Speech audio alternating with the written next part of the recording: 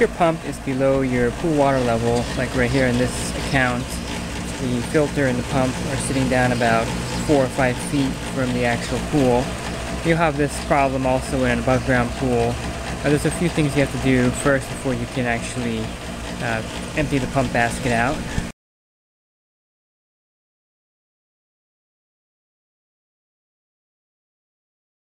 The first thing you want to do is turn off the pump. I'm going to go ahead and put it in service mode. And I'll walk over to the skimmer and I'll show you a little trick here. Okay, the next thing we're going to do is seal off the skimmer line. You can use just a regular tennis ball. You want to put it in the back hole. You have a 2-hole skimmer. The back hole is the skimmer line. And just set that in there and make sure it's not going to pop up. So make sure it's in there good. And that's going to stop the flow of water with gravity now that I have the tennis ball in there. There's actually a ball valve here that you can use to turn off the line, but it's broken. I don't really want to mess with it and break it. I'm afraid it might break off halfway open, so I haven't turned it. I just used a tennis ball at this particular account. So I'm going to get the lid off. And this Hayward pump, you just twist it and pull the lid up and off. Empty the basket. I did a hose off the basket if there's a lot of dog hair or fine particles clogging up the pump basket. I'm going to go ahead and hose it off and get all this cleared off.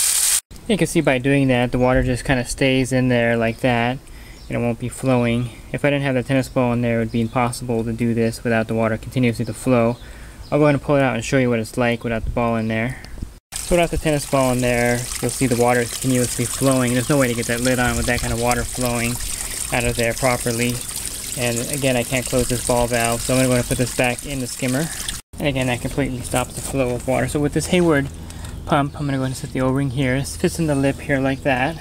It has notches, so you want to line it up with the notches. Once you line it up, it should sit in there good. All you have to do is twist it.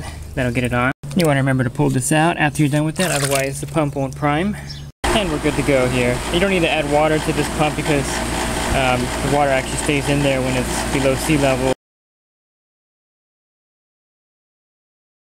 If the system is running, the first thing you're going to want to do is turn it off. And you want to make sure it's not going to come on while you do this. There's some danger that at the very moment you're putting the lid back on, if it comes on, you could get injured. Here's a whisper flow pump below the pool water level. So what I'm going to do is I'm going to close the ball valve off here. And then I can safely take the lid off without the water continuously running out. I'll clean the basket out. And a good thing about it being below sea level, so to speak, is that the water doesn't evacuate the pump, so I don't have to worry about adding water to it because it's already in there. Put the lid back on. Okay, I got the lid back on. I'm going to go ahead and open up the ball valve. Okay, and just double check to make sure you have that open. We'll go ahead and turn everything back on. And it should prime up pretty instantly because, of course, the water did not evacuate the pump.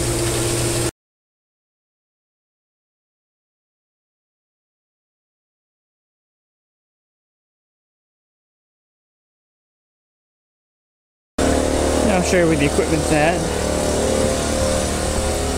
It's a pretty extreme case. But there's a room down here at the bottom, about 100 or a couple hundred feet from the pool where the equipment is housed. So the equipment's in here and the pool is way up there. I'm going to go ahead and turn the pool off. And I'll show you the equipment. It's pretty complicated. For me to change this, to empty the pump basket, I'll close off one of the return lines here. Now they're both off here. I don't need to mess with these valves right now. This is only when I have to backwash one of the 2 filters. And then I have to come up here and I have to actually turn this valve off too. So it's really complicated. And again, hopefully your pool is not quite as complicated as this.